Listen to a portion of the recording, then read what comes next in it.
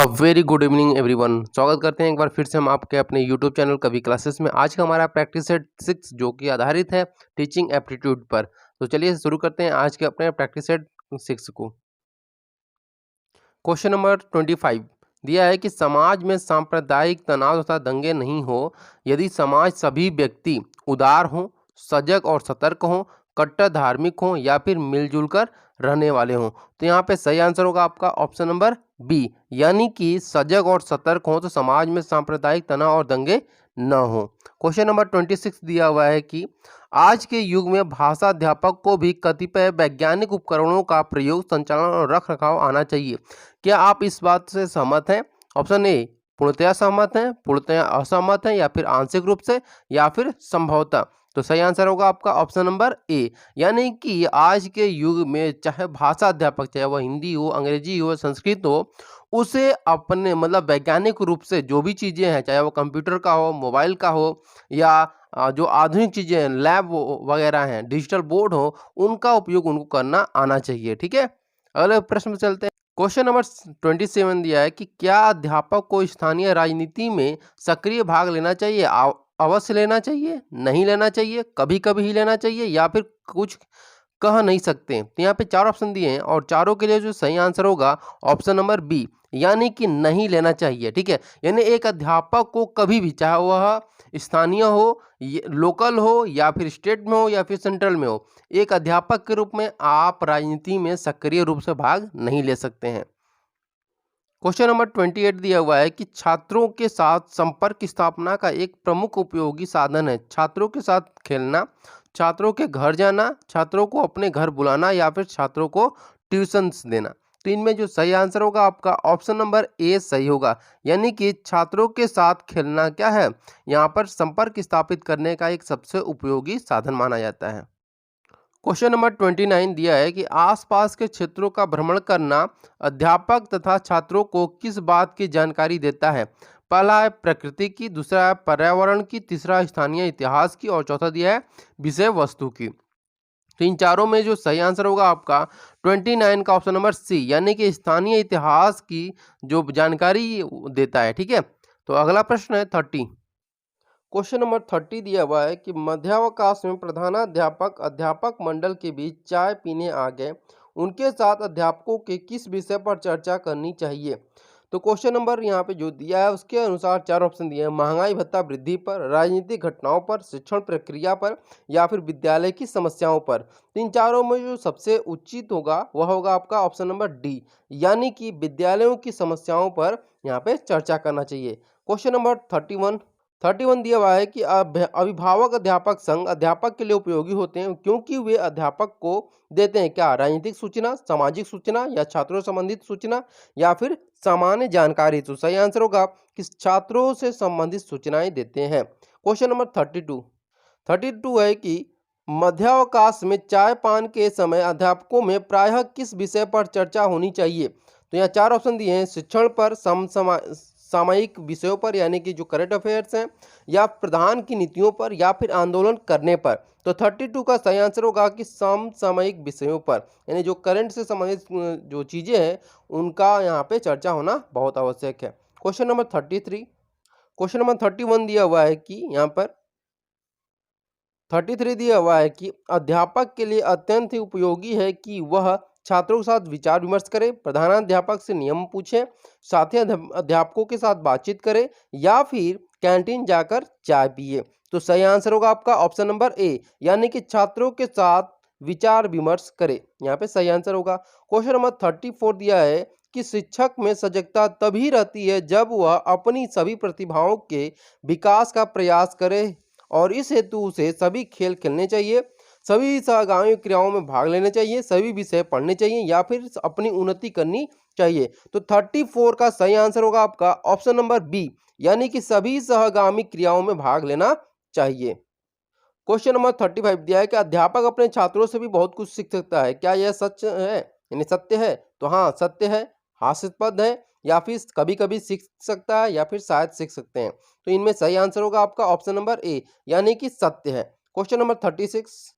Question number 36 दिया हुआ है कि भोजनावकाश में छात्रों के लंच पैकेट्स का अध्यापक को निरीक्षण करना चाहिए, कभी नहीं, कभी कभी, प्रतिदिन या उपरोक्त में से कोई नहीं। तो सही आंसर होगा आपका ऑप्शन नंबर बी, यानी कि कभी कभी भोजनावकाश में छात्रों का जो लंच पैकेट है उनका निरीक्षण करना आवश्यक होता है। क्वेश्चन नंबर 37 दिया हुआ है कि अध्यापक को छात्रों की शैक्षिक उन्नति के साथ साथ छात्रों के स्वास्थ्य के प्रति भी सजग रहना चाहिए। क्या आप इससे सहमत हैं, पूर्णतया सहमत हैं, पूर्ण असहमत हैं, संदिग्ध हैं या फिर कभी कभी? तो 37 का यहाँ पे जो सही आंसर होगा वह होगा आपका ऑप्शन नंबर ए, यानी कि यहाँ पर कौन सा ऑप्शन होगा? ए, यानी पूर्णतया आप क्या हैं, सहमत हैं। क्वेश्चन नंबर 38, क्वेश्चन नंबर 38 दिया हुआ है कि छात्रों की शिक्षा से अध्यापक का अधिक महत्व है क्योंकि वह शिक्षा के लिए बना है, वह इस हेतु ही नौकरी करता है, माता पिता को इस हेतु समय नहीं मिलता, शिक्षक को इस कार्य को सफलतापूर्वक संपन्न कर सकता है। तो 38 का ऑप्शन नंबर डी जो है वह सही है कि शिक्षक इस कार्य को सफलतापूर्वक संपन्न कर सकता है। क्वेश्चन नंबर 39 दिया हुआ है कि छात्रों को सही मार्ग एवं दिशा में अग्रसर किया जा सकता है यदि अध्यापक हो फैशनेबल, उच्च शिक्षित, परिश्रमी और सजग। तो 39 का सही आंसर होगा ऑप्शन नंबर डी, यानी कि सजग अगर हो अध्यापक तो छात्रों का सही मार्गदर्शन और दिशा में अग्रसर किया जा सकता है। क्वेश्चन नंबर 40 है कि अध्यापक की सजगता एवं जवाबदेही की भावना छात्रों को बनाती है, क्या बनाती है? परिश्रमी बनाती है, उद्दंड बनाती है, अध्ययनरत बनाती है या फिर प्रेरित बनाती है?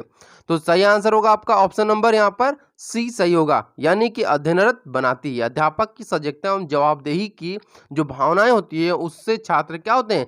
अध्ययनरत होते हैं, यानी अपनी पढ़ाई पर और अधिक ध्यान देने लगते हैं। क्वेश्चन नंबर 41 दिया हुआ है कि जनसंख्या समस्या का समाधान करने में अध्यापक का क्या योगदान हो सकता है? बालकों के सम्मुख जनसंख्या संबंधित आंकड़े प्रस्तुत करना, अधिक जनसंख्या के कुप्रभावों का उल्लेख करना, जनसंख्या और राष्ट्रीय विकास पर भाषण देना या फिर बालकों के दृष्टिकोण और मूल्यों में उचित परिवर्तन करना। तो इन चारों में जो सही आंसर आपका ऑप्शन नंबर डी यहाँ पे सही होगा, यानी बालकों के दृष्टिकोण तथा मूल्यों में उचित परिवर्तन करना चाहिए। क्वेश्चन नंबर 42 दिया है कि ऑपरेशन ब्लैक बोर्ड बारे में मैंने कई बार बताया है जब करंट एजुकेशन सिनेरियो को मैंने पढ़ा रहा हूँ, तो वहाँ पे दिया है कि करें जो ऑपरेशन ब्लैक बोर्ड है वह सरकार की एक योजना या विशेष महत्व देती है। किसको देती है? सभी एक शिक्षक विद्यालयों को 2 शिक्षक विद्यालयों में बदलने पर, या फिर न्यूनतम स्तर की भौतिक सुविधाएं सभी प्राथमिक विद्यालयों को प्रदान करने पर, या फिर एक समान पाठ्यक्रम सभी प्राथमिक विद्यालयों में लागू करने पर, या फिर ब्लैक बोर्ड का प्रयोग सभी प्राथमिक विद्यालयों के लिए अनिवार्य करने पर। तो 42 के लिए सही आंसर होगा आपका ऑप्शन नंबर बी, यानी कि न्यूनतम स्तर की भौतिक सुविधाओं सभी प्राथमिक विद्यालयों को प्रदान करने पर। क्वेश्चन नंबर 43 दिया है कि राज्य स्तर पर शिक्षा प्रशासन को की देखभाल करता है किसकी? माध्यमिक शिक्षा मंडल की, राज्य शैक्षिक अनुसंधान और प्रशिक्षण परिषद की, या फिर शिक्षा निदेशालय की, या फिर पंचायत की। तो 43 का सही आंसर होगा आपका ऑप्शन नंबर सी, यानी कि शिक्षा निदेशालय पर। क्वेश्चन नंबर 44, क्वेश्चन नंबर 44 दिया है कि एनसीईआरटी का मुख्यालय है कहाँ पे है? नई दिल्ली है, मुंबई है, कोलकाता है, चेन्नई है। तो सही आंसर होगा आपका ऑप्शन नंबर ए, यानी कि नई दिल्ली में है।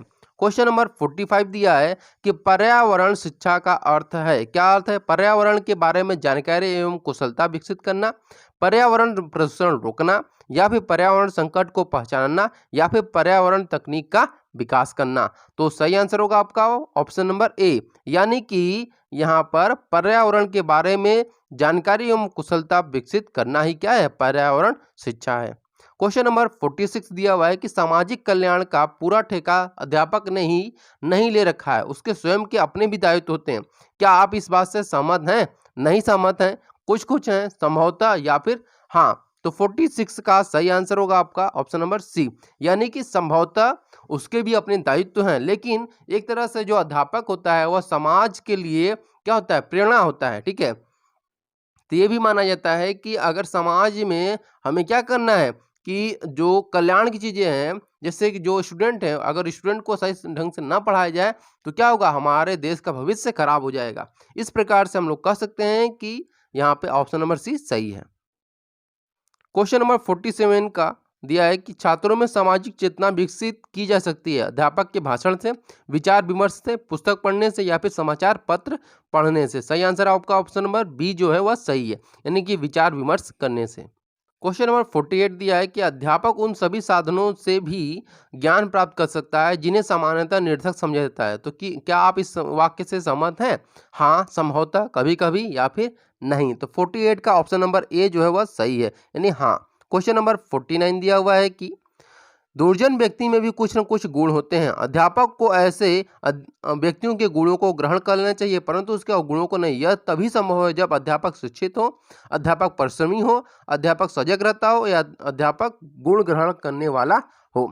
तो सही आंसर होगा आपका ऑप्शन नंबर सी, यानी कि अध्यापक सजग रहता हो।